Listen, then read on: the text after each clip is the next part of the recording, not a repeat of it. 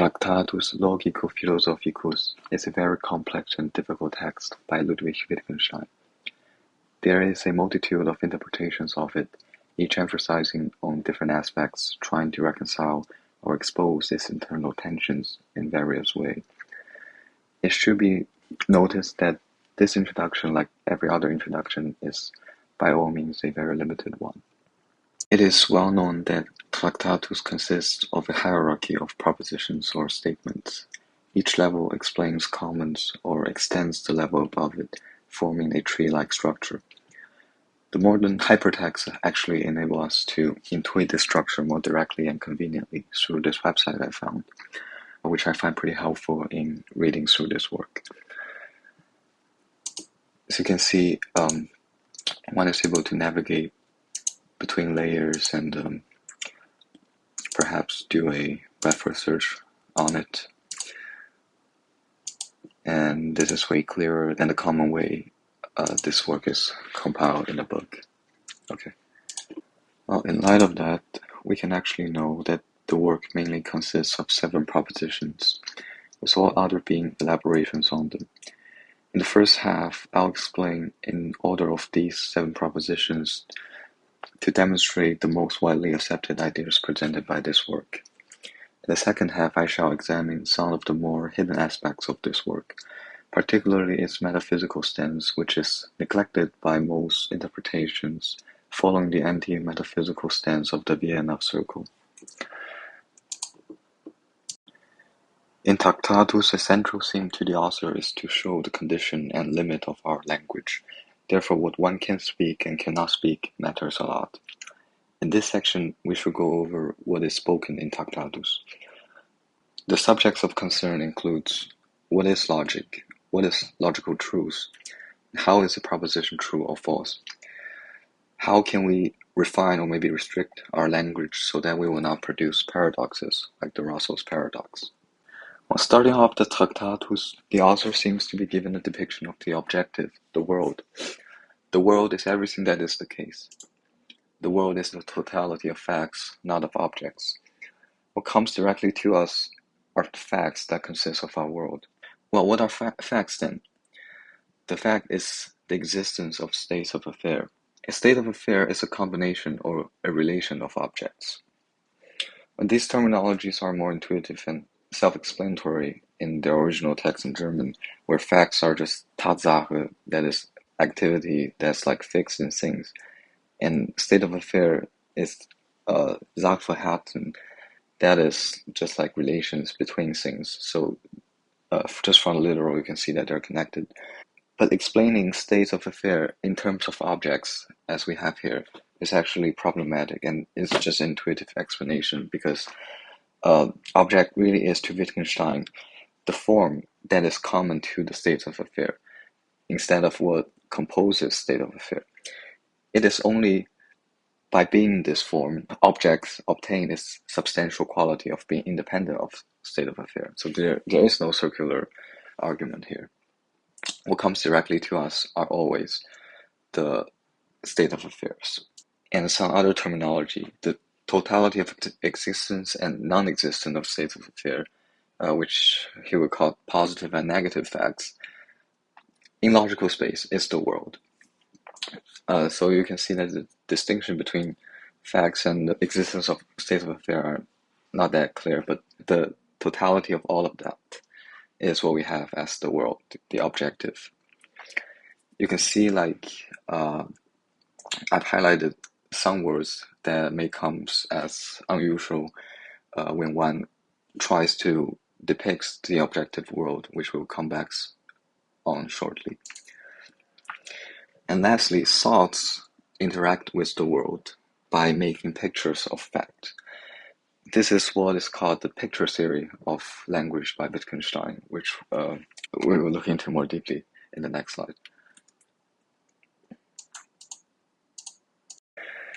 Well, this section is an argument with Frege, and it concerns with the following question. If a proposition is false, how are we able to make sense of it in order to understand that it is false, if the proposition depicts a situation that is not real to us at all? Wittgenstein proposed that proposition or thoughts work like a picture of the fact. He argues that in order to be a picture of a fact, the picture must have something in common with what it depicts. On the right, we have two pictures of two men fighting.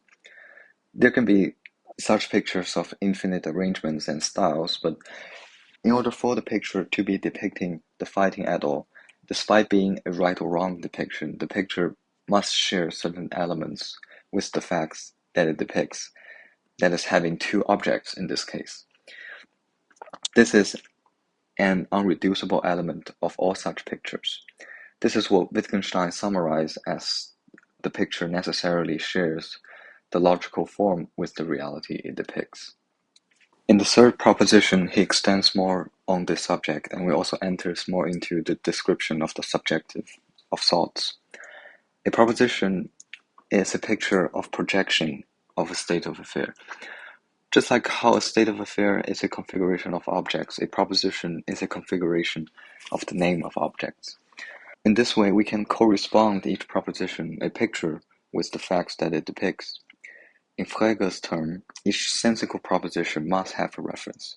Now we should be concerned with how to judge the truth of a proposition. Given any proposition, it should be able to be decomposed into a series of simplest propositions, propositions that do not contain a logical operator. These are the elementary propositions. Each asserts exactly the existence of a state of affair. And an elementary proposition is considered true if that state of affair indeed exists, and false otherwise. But the combination of existence and non-existence of this state of affairs, that is the same as the logical combination of all the elementary propositions, should give out all propositions. This can be depicted with a truth table. Yes, Wittgenstein did invent the truth table. To summarize a bit on that, propositions are truth functions of elementary propositions.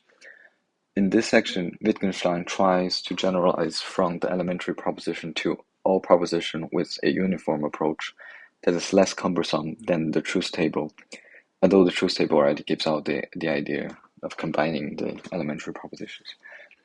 Recall how we implemented any logical function given its truth table in CS 2110 through a decoder, that is. In fact, this is proven by Scheffer with his Scheffer stroke, which is essentially a NAND gate, that all logical function can be obtained through recursive application of the NAND operation. So the NAND operation is called functionally complete. Wittgenstein kind of extends on this by proposing the operator n that he assumes could take infinite inputs to deal with the possibility of infinite elementary propositions. And through these, he is able to give out a general form of proposition through this recursive formula. So we see here the P are the elementary proposition that acts as the base case. So we can interpret it this way. If P is an elementary proposition, then P is a proposition. And if this sidebar is a variable whose value is a proposition, then operation n onto that is also a proposition. So these two recursive definitions should give out all propositions. The sixth proposition is again the reiteration of the result.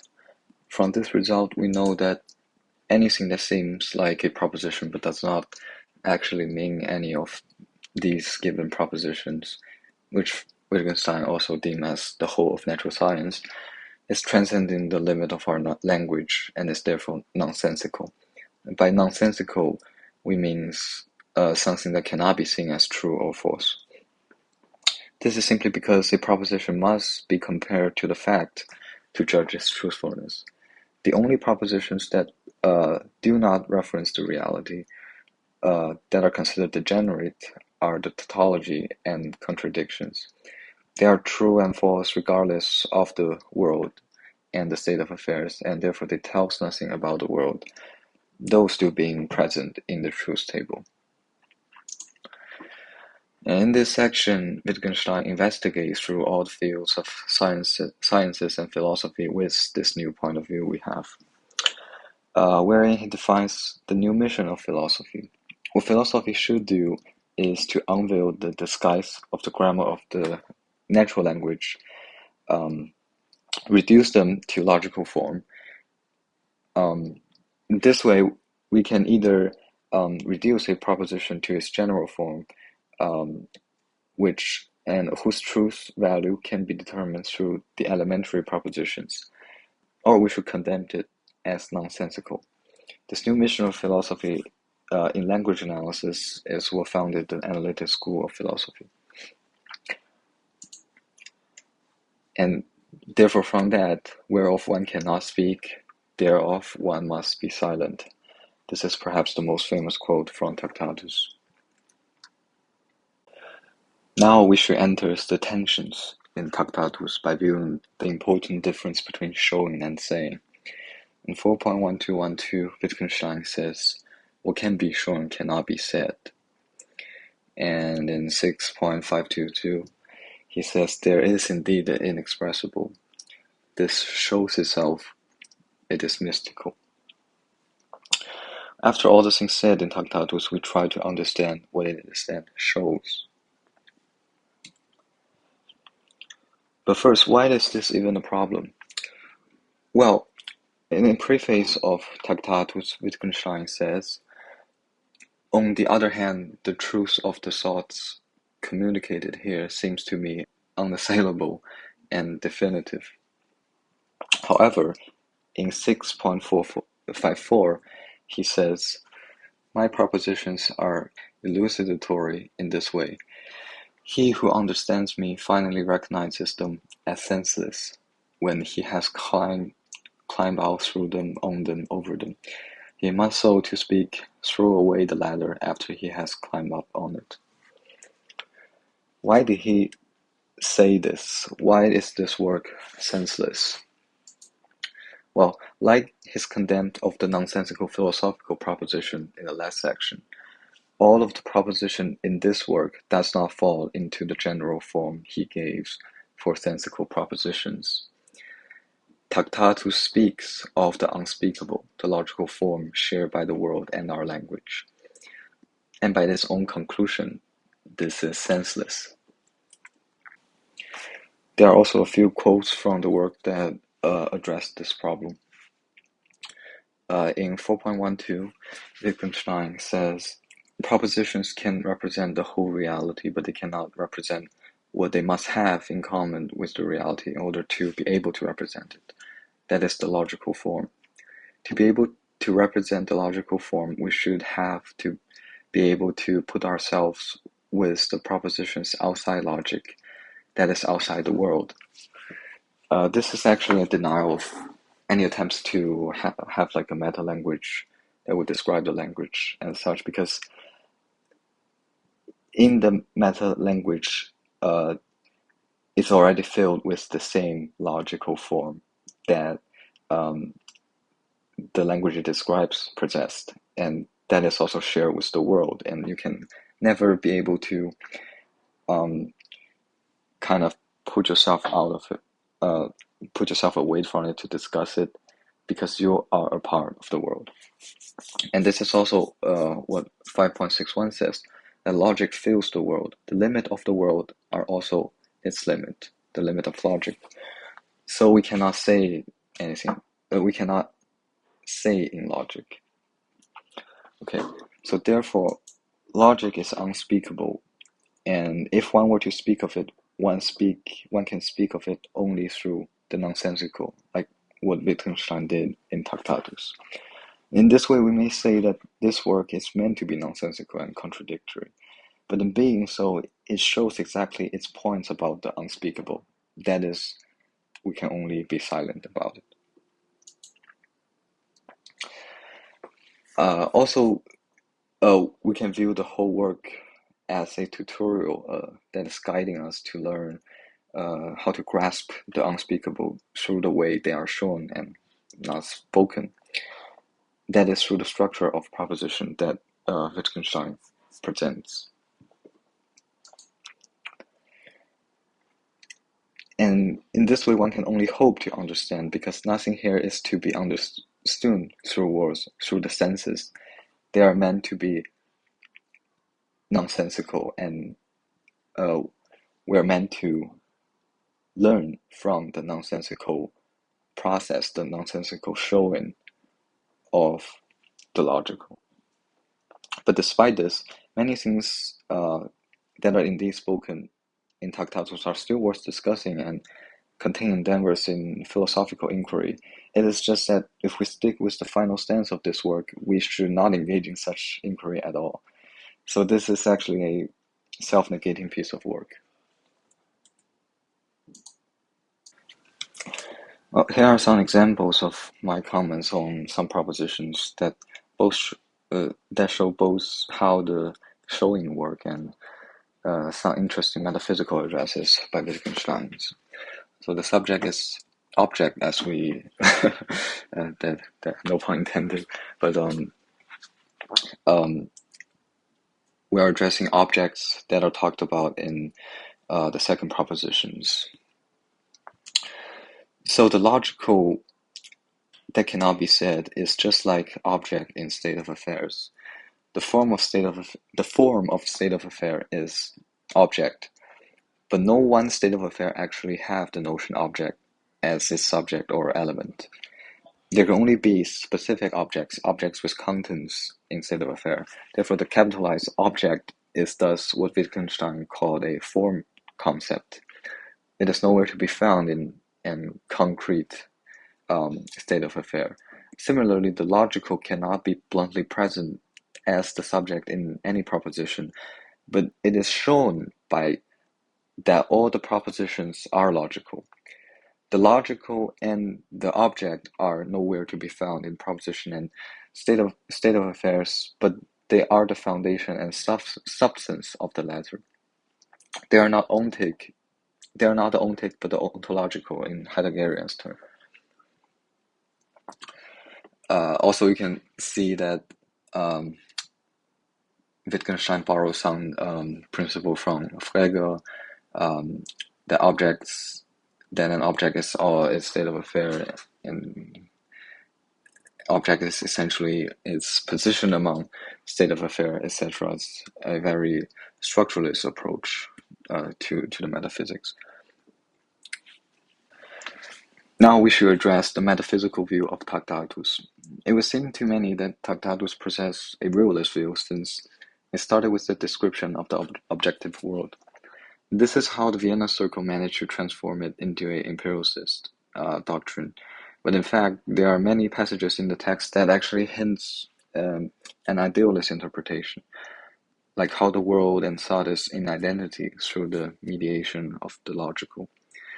Actually, many others would even accuse Tractatus with having a solipsist view by this famous quote that the limits of my language is the limits of my world. In my opinion, Tractatus actually managed to bridge between realism and idealism in an immanent way, much like what the German idealists aimed to do in the 19th century. On one hand, during the exposition of Tractatus, the subject never really appeared. On the contrary, the subject is shown as the limitation of the world.